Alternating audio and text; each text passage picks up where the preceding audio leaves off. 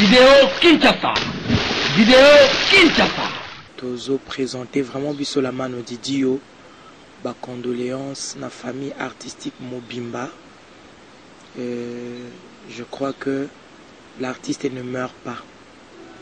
Moussala Sali et Bandako Monana Kotalama tous les jours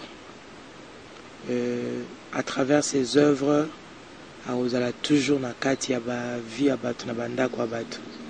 Donc mais à cause ya eloko et salami nalingi vraiment na présenter ba condoléances paix na famille na ye Mobimba na maman Amazon parce que on a eu le temps ya ko monana avec na maman Amazon to effectuer même ba voyage mususu na Brazzaville ensemble na maman Amazon nazo présenter ba condoléances et puis bana nyonso parce que ils en a ba jeune fille mususu pe ya libota ya papa wemba oyo na sina mona ki bango na ba occasion ebele nzambe a consoler motema ya famille a consoler motema ya maman pe a consoler motema ya famille artistique nyonso pe ya ba congolais nyonso et nyonso tolobaka toujours au nom de Jésus-Christ qui est notre Seigneur et notre Sauveur, lui qui est le maître ya souffle parce que il m'a décidé à capona